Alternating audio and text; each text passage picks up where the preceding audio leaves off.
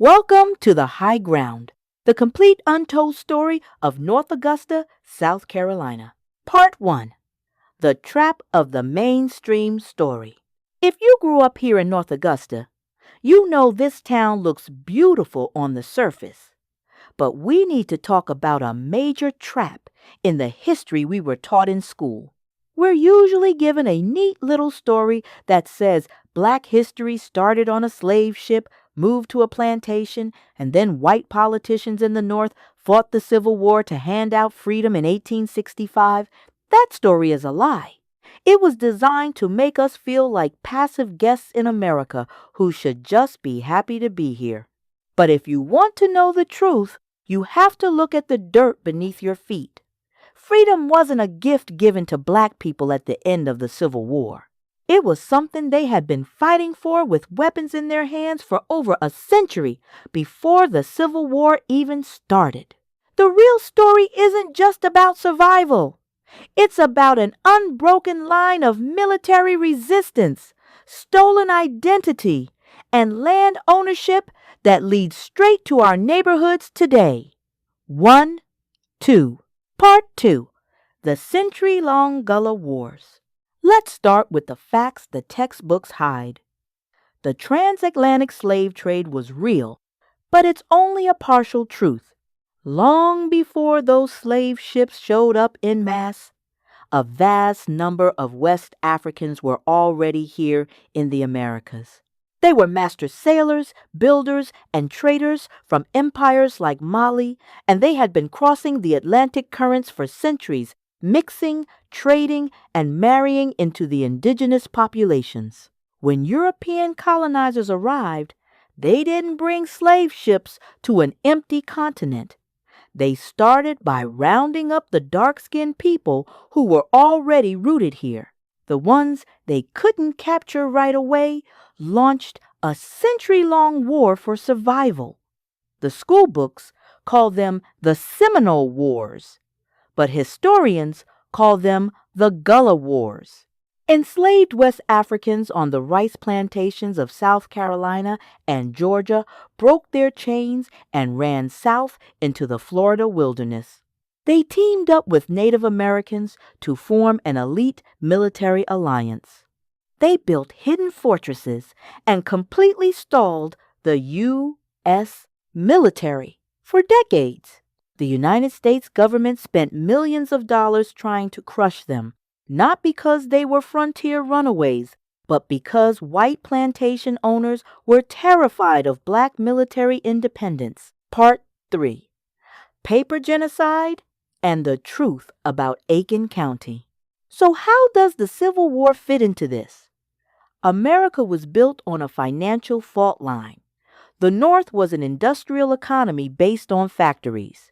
The South was an agricultural empire built entirely on the forced labor of Black people. In 1861, the South tried to break away and start its own country just to protect that wealth. Now, the common myth is that Abraham Lincoln went to war to free the slaves. But Lincoln openly stated his only goal was to preserve the Union, which just means keeping the American empire together under one federal government. He explicitly said if he could save his government without freeing a single person, he would do it. But Black people didn't wait for him. Hundreds of thousands of enslaved people staged a massive general strike. They walked off plantations, flooded Union camps, and forced Lincoln's hand. San. When the war ended, the white power structure launched a hidden agenda called paper genocide to steal the land back. See, if the government admitted that dark-skinned people were the original indigenous inhabitants of this land, they would legally have to respect their treaty and property rights. To prevent this, they created the one-drop rule. White census takers and courthouse clerks were ordered to look at dark-skinned indigenous people and literally cross out their tribal names, strip them of their heritage as Yuchi, Yamasee, Creek, Cherokee, or Choctaw, and write down Negro, mulatto, or colored on their paperwork. With the stroke of a pen, they legally erased the Indian off the books, stripped them of their land, and then told generations of black Americans that they only came from a slave ship. But our people fought back politically. And this is the explosive truth they never teach you in school. Aiken County was literally created out of this exact black freedom struggle. In 1871, during the height of Reconstruction, black political leaders and radical Republicans carved Aiken County out of Edgefield, Barnwell, Lexington, and Orangeburg counties. They did it for one specific reason: to create a black-controlled political stronghold where freedmen and reclassified indigenous people could vote, run for office, own land, and protect themselves with their own armed militias. Aiken County wasn't just a regular county boundary drawn on a map. It was an act of political warfare to protect black humanity. 1. Part 4. White Supremacy in Plain Sight. If you think that hidden agenda stayed in the past, all you have to do is take a drive through North Augusta right now. It sits in plain sight, mocking us every single day. Drive down Georgia Avenue until you hit the fork in the road where it splits with Carolina Avenue. Right there, in the center of Calhoun Park, sits a 20-foot white stone monument. Mainstream history calls it the Meriwether Monument. It was erected by the state of South Carolina in 1916, in the absolute dead center of the Jim Crow era. We need to say the name of the man that monument was built to worship: Thomas McKee Meriwether. He was a 23-year-old white supremacist who rode into town as a member of a heavily armed white paramilitary mob on the 8th of July, 1876. His group was part of the Red Shirts, a fascist organization explicitly running a campaign of terror and election-related violence to strip black people of their right to vote. During the gun battle, as the white mob launched an assault on the local black state militia, Meriwether was shot and became the only white person to die that day. The state didn't build this long, tapering stone obelisk because he was an honorable soldier. They built it to turn a white supremacist insurgent into a martyr. Look at the actual words carved onto the base of that stone. It explicitly states, "In life he exemplified the highest ideal of Anglo-Saxon civilization. By his death he assured to the children of his beloved land the supremacy of that ideal." Let that sink in. The monument openly brags that he died to guarantee white supremacy for future generations. And look what sits right in the distance, looming directly behind that monument. That massive white mansion with the giant pillars looking down on the park is Lookaway Hall. It was built in the 1890s by a wealthy white developer. That house wasn't just built for style. Its very name, Lookaway, is a direct nod to the Confederate anthem, Dixie. Look away, Dixieland. It stands as a physical plantation monument built on the high ground, looking down on the town, signaling who held the money and the power after Reconstruction was destroyed. That monument and that mansion are literal landmarks of white supremacy, positioned strategically at the entrance of our city, hiding a bloody history behind Southern charm. 1. Part 5. The Heroes of the Hamburg Militia and Political Office. But who are they trying to make us look away from? They want us to forget the giants who stood right down the hill, right where downtown North Augusta sits today, along the lowlands of the Savannah River. Black freedmen and Gullah veterans built an independent, all-black town called Hamburg, South Carolina. This wasn't a camp. It was a sovereign black republic. Let's remember the names of the black men who held political office right here on this ground during Reconstruction. General Prince Rivers served as the mayor and trial justice of Hamburg. John Gardner, and Samuel Jay.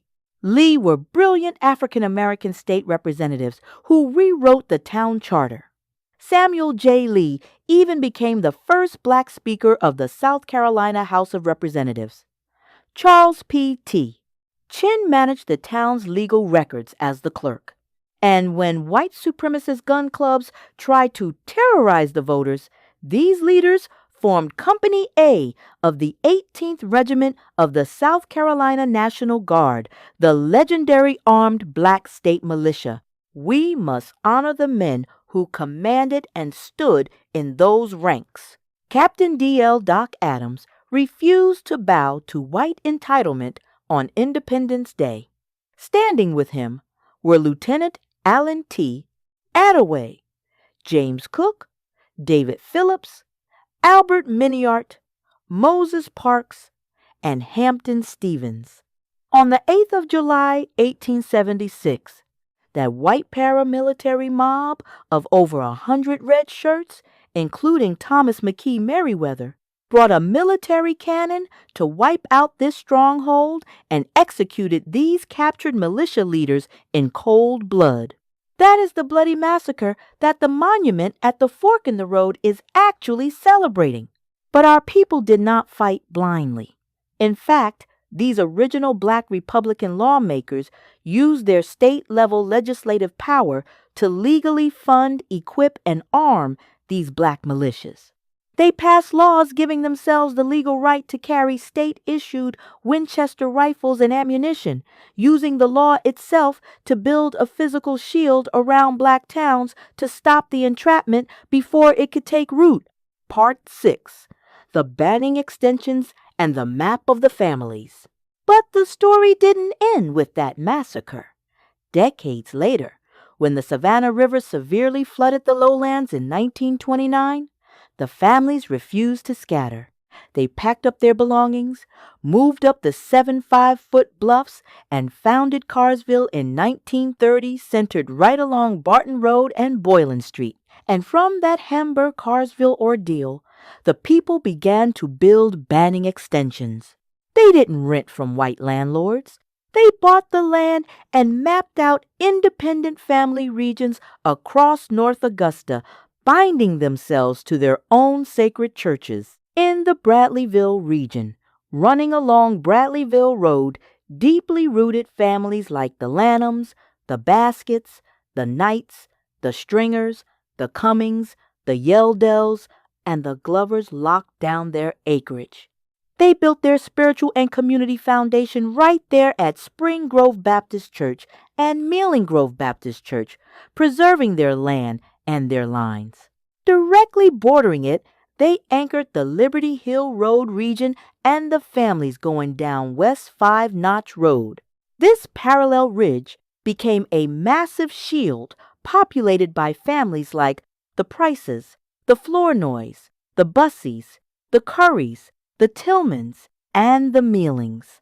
They bound themselves heavily to Hammond Grove Baptist Church and Old Macedonia Baptist Church, creating a tight-knit network of kin and friends who shared property lines.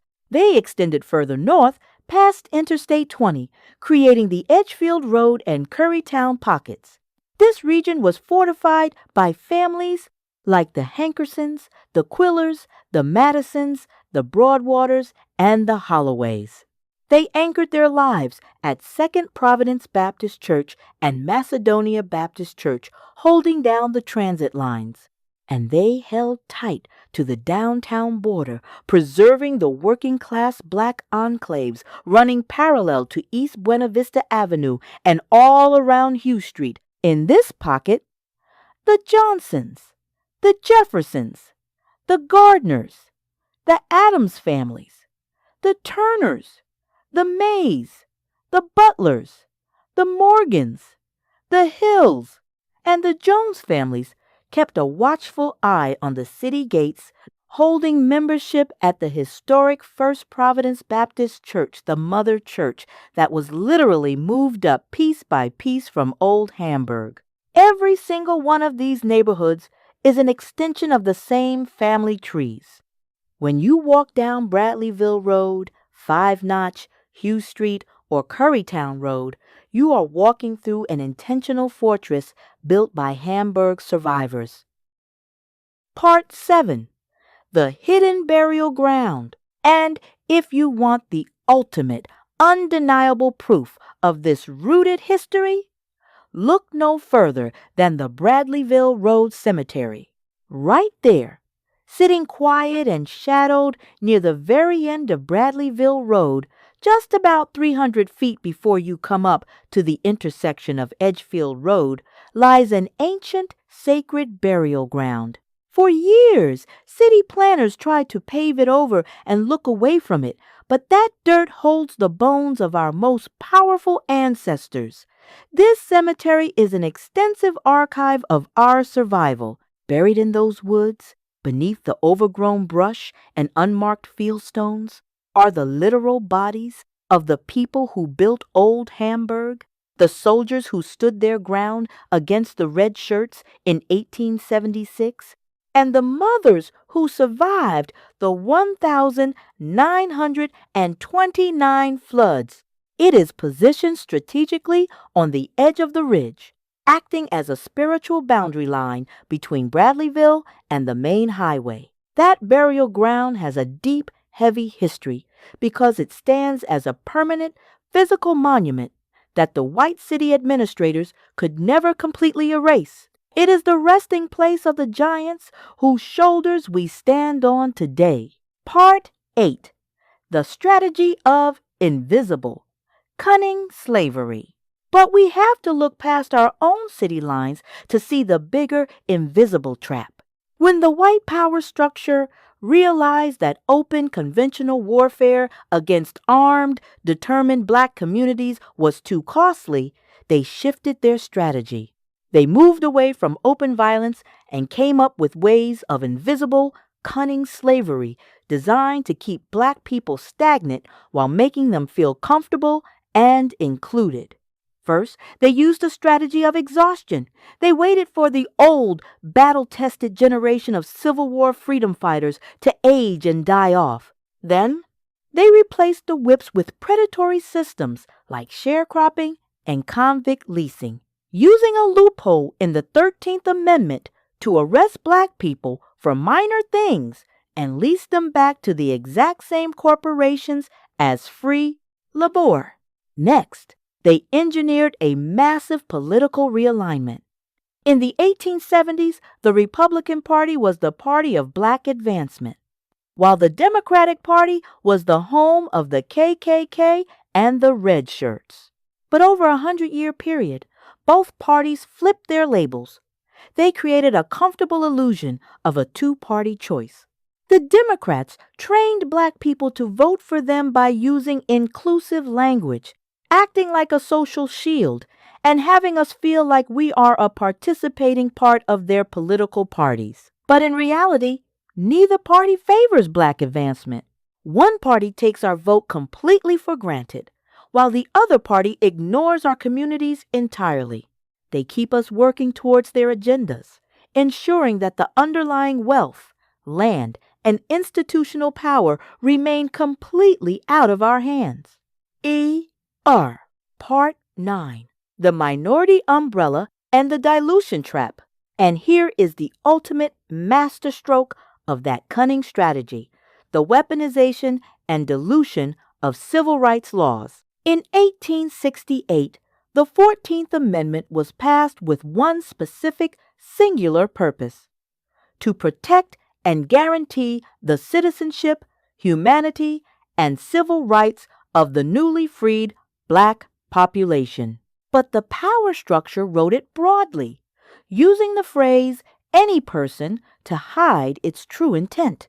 Over the next century, corporate lawyers hijacked that law, claiming a private corporation is technically a person, using our ancestors' blood-bought amendment to protect mega companies from taxes and regulations. 1. Then they created the broad political classifications of minority or protected classes. By grouping the specific, unique civil rights of American freedmen under the exact same legal umbrella as newly arrived immigrant groups, the wealthy, and the LGBTQ plus community, the system completely diluted the specific debt owed to Black Americans. Today, every single ethnic and social group comes to America, quickly surpasses Black folks, and gets massive financial benefits, grants, and affirmative action protections based off the very laws that were passed for Black people. They reap the rewards without having contributed or suffered anything close to what Black people have endured on this soil. It was a planned strategy to calm the tension down, get us to let our guard down, and keep us stagnant, making us feel like we are part of a society that refuses to give us what we are actually owed after all of our historical contributions. Part 10. The outro and the universal reality. So to my people in North Augusta listening to this, stop letting them tell you that your history is empty. You are not just residents of a city suburb. You are the living descendants of a people who survived physical massacres, outlasted massive floods, and beat the paper genocide of the court system. The next time you pass that statue at the fork of Georgia and Carolina Avenue, look up at Lookaway Hall or past that ancient cemetery at the end of Bradleyville Road. Don't just see old landmarks. See what they were terrified of. They were terrified of your independence. We have to reclaim our lineage. Talk to the elders at Spring Grove, Hammond Grove, and Second Providence. Look up the old land plats. And remember, this isn't just happening in North Augusta. Every single Black community across this country is living in this exact same hidden reality. From the coast of South Carolina to the towns of Texas, Oklahoma, and every major city in America, the exact same formulas of paper genocide, stolen land, and hidden monuments were used. If our brothers and sisters in other towns dig into their own dirt and do the research, they will uncover the exact same blueprints of hidden warfare and ultimate resilience.